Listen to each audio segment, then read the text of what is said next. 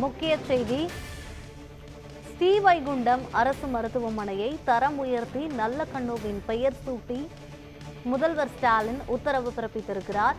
இது பற்றிய கூடுதல் விவரங்களை வழங்குவதற்காக செய்தியாளர் சாமுவேல் எபினேசர் இணைப்பில் இருக்கிறார். சாமுவேல், விவரங்கள் என்ன, சொல்லுங்க.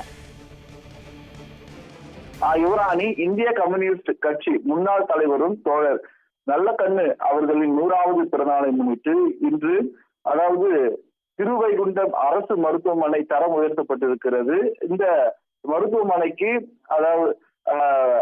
நல்லக்கண்ணு அவர்களின் பெயர் சூட்டி தமிழ்நாடு முதலமைச்சர் மு க ஸ்டாலின் உத்தரவானது பிறப்பித்திருக்கிறார்.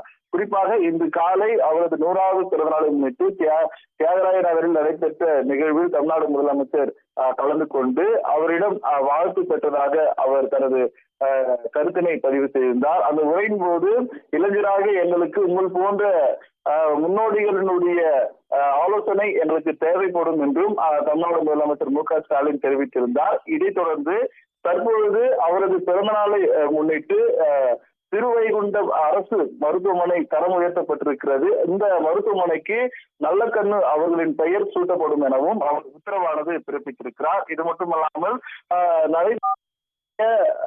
2026 சட்டமன்ற தேர்தலிலும் திமுக 200 இலக்கை நிர்ணயித்து பயணித்து வந்தோம். ஆனால் தற்பொழுது இருக்கக்கூடிய சூழ்நிலையில் இவர்கள் போல முழுப்பெரும் தலைவர்களுடைய ஆலோசனை வழியில் திமுக உடைய கூட்டணி இன்னும் வலுப்படுத்திருப்பதாகவும், அதே போல நடைபெற இருக்கக்கூடிய சட்டமன்ற தேர்தலில் 200க்கும் மேற்பட்ட வாக்குகளை சட்டமன்றங்களை திமுக பிடிக்கும் என்றும் தமிழ்நாடு முதலமைச்சர் மு க ஸ்டாலின் அவரது உரையின் போது தெரிவித்திருந்தார்.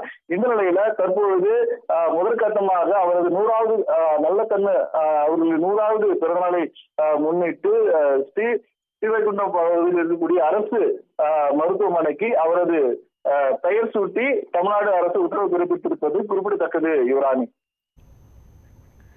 விவரங்களுக்கு நன்றி சாமுவேல்.